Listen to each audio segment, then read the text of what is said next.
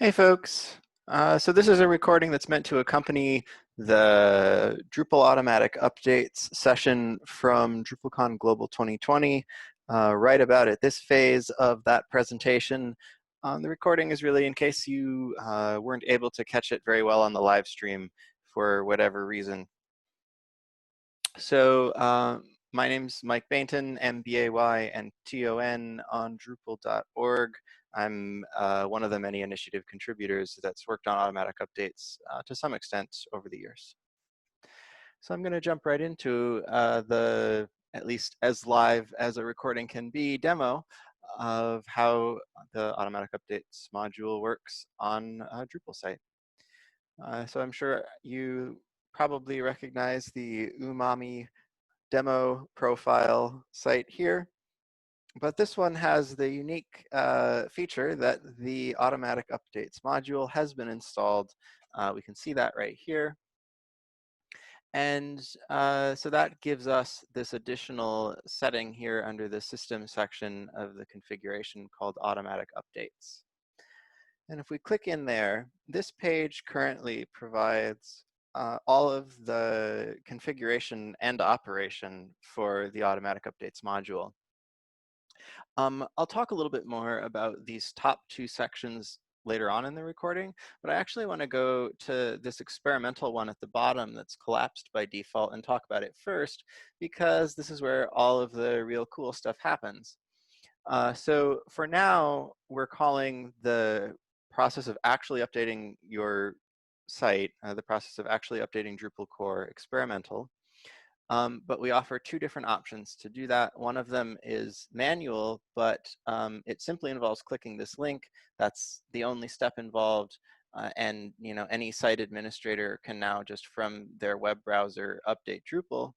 And then we also have an automatic option that leverages Drupal cron and will run, say, if you are in a time zone where the security update comes out and it's 3 in the morning for you, this is an option that's also available.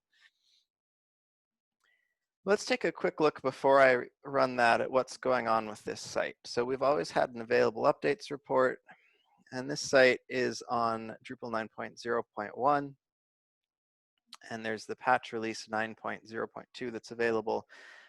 So that's why on that prior page, it said a newer version of Drupal is available, and I may manually update now. Without further ado, I will go ahead and use the click the link option, just because I think that's easier for folks to see than trying to set up cron and wait for that to run. So here we go. I've clicked the link, and you can see that a page request is running, but in the processing of that request, it's going to actually update Drupal for us by downloading what we call a quasi patch from Drupal.org, verifying it and applying it to this site. So we see up at the top that the update was successful. It only took a few seconds to do all of those things, which is one of the key features that we were going for. We don't want to be modifying a live site too much or for too long, where it might be in an inconsistent state where some files are the old release and some files are the new release. And if we look back at the report now, let's check available updates. Sure enough, we do have Drupal 9.0.2 up to date. And just for posterity, let's check the site. Yes, the site does appear to be still working. Great, so that's the happy path of the automatic updates module. If we ignore those top two sections of the configuration page for it, and we have a rigged demo that's designed to work well, such as this one. Suppose things are a little bit more complicated, as they often are in the real world on real sites, and the update doesn't go according to plan, everything perfectly. Let's dig into less straightforward cases just a little bit. So I've prepared a second site. This one was d9autoupdate.ddev, my local environment. I made this other one d9autoupdatepatched.ddev. Everything is the same about it. We have Drupal 9.0.1 again. We have the automatic updates module installed and enabled. But the one difference is that you see this message on your administrative pages that reads, your site does not pass some readiness checks for automatic updates. And depending on the nature of the failures, it might affect the eligibility for automatic updates. And then it tells me specifically the problem is that I have a file that does not match, its hash does not match the original. That's something really neat that Drupal is doing now, is publishing hash lists of all of the files in core in each release.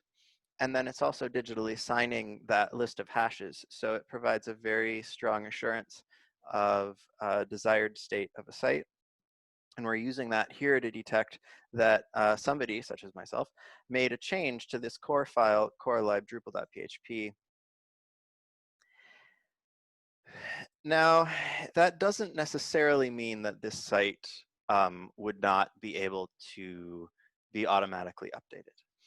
And I think it's worth folks having a little bit of understanding of, you know, what this wording, depending on the nature of the failures, it might affect eligibility. Like, what does this mean? If you saw this on your site, what would you do? So as general guidance, you know, try to understand why any of these messages come up. This is part of the readiness check system that lots of work went into to increase the chance of success of an unattended automatic update. But we do allow automatic updates to proceed as much as possible. You know, in other words, like, oftentimes if a check fails, that the check suggests that there's a problem, but we'll still try to do it. And if the trial is successful, then your site is updated. It's not necessarily a blocker to updating a site.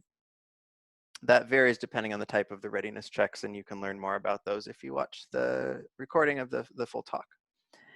But in this case, this is saying that there's a file that doesn't match. So what happens is, if the update needs to change the file that doesn't match its original, the update will fail, because we don't want to automatically update sites in the event that somebody has patched core.